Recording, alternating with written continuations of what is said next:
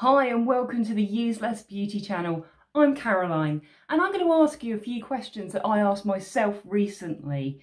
Should we assume that because something is natural that it's harmless?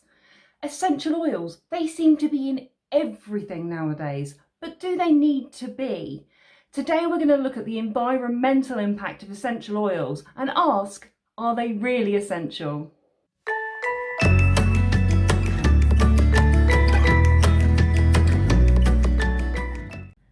Take a minute to look at some of your favourite skin and hair care products. I can almost guarantee that at least one of them is going to have essential oils in there. Look for things like citronella, linalool and limonene. If you didn't realise those are essential oils, but so what? Well, recently I've been researching into the environmental impact of producing essential oils, and it was a real eye-opener. The first thing that you notice is that they're really in a class of their own when it comes to the very low yield that you get from the plants and trees from which the oils are extracted. I'm going to put that into perspective for you. To get 1 pound of essential oils, you would need 10,000 rose petals, or 250 pounds of lavender, or 1,500 lemons. Just think about the astronomical amount of water and energy that it's going to take to grow that volume of crop. That's going to leave one massive carbon footprint. When you think about low yielding items, there's one thing that springs to mind. Well, it certainly does for me, and that is the use of pesticides. Farmers can't afford to lose crops to things like insects and disease when they're getting such a low yield in the first place. Now, many people would argue that a lot of essential oils are grown organically, and that's true. But when they're in a finished product, you just don't get the visibility of how they've been produced. Now, I've read some really interesting articles and they focus very much on testing, essential oils and looking for pesticides inside of those things. And that's great. But I think it's kind of missing the point here, because if the pesticides aren't in the finished article, then they've got to go somewhere. And the chances are that they are making themselves into the local waterways and streams and rivers through runoff and through waste. And we know that is far from ideal. The other things to consider when you look at essential oils is the demand. Okay, so if you take a look at some of the naturally occurring instances of things like sandalwood and ylang ylang, they are now officially vulnerable in the wild. There's also an ethical question that it raises.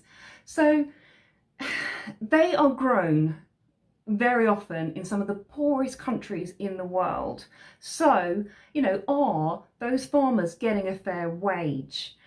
Also, take rose petals. They are very commonly grown in Turkey and traditionally picked by migrants. Now, recently, that's included an awful lot of people seeking refuge from countries like Syria. So, when can we expect to see some kind of initiative, a bit like, fair trade was introduced when it came to farming coffee and cocoa? When will that be introduced into the essential oils industry to make sure that we know that people are being treated fairly when it comes to their production? Finally, did you know that the glass containers that the essential oils are stored in once they're produced very rarely get recycled? Now, this is because the oils have become so concentrated that they are volatile. And if they're exposed to any kind of heat or extreme heat or spark, it really can be dangerous. Now, this can be avoided by cleaning out the glass containers properly. But the problem here is that it is recognised that the essential oils themselves are toxic to aquatic life.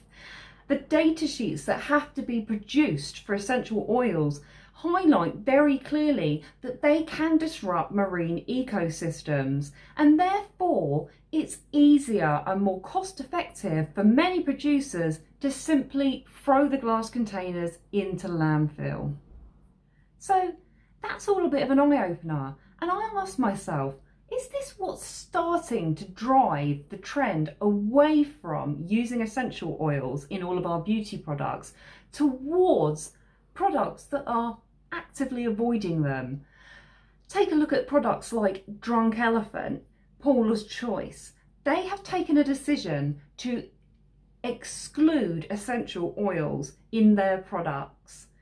Well, it might be a factor, but one of the main reasons that they're excluding them is that many essential oils are known irritants. Now, this might come as a surprise because very often people seek out natural products that include essential oils because they think they're going to be gentle, kind, and harmless. But in fact, sometimes the essential oils could be causing irritation in your skin. Now, I know that the defense here will be that in any single product, they are abiding by the guidelines that kind of allow, that say they shouldn't exceed a certain volume. But the thing is, and I think what they are missing here, is that people have multi-step kind of cleansing routines, and it only takes a handful of products all to contain the usual suspects that I listed at the beginning of this video, and you are likely, especially if you have sensitive skin, to become irritated by those products. So in summary, I do think essential oils have their place. They need to be used properly, they need to be used in the right volumes. But why are they used in beauty products?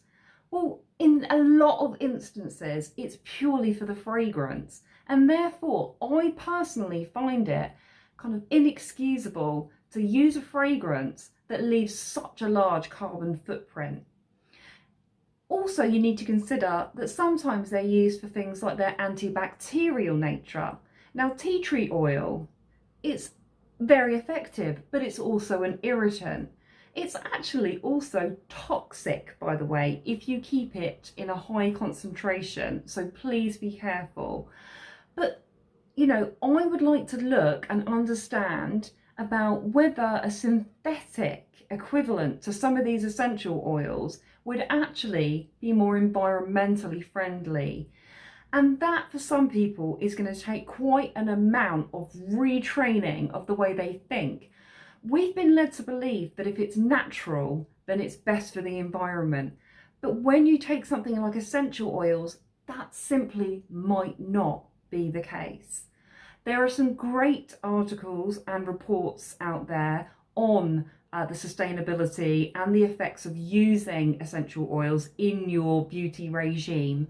I'm going to put all the links underneath this, but for now, thanks for tuning in, and I hope I see you again soon.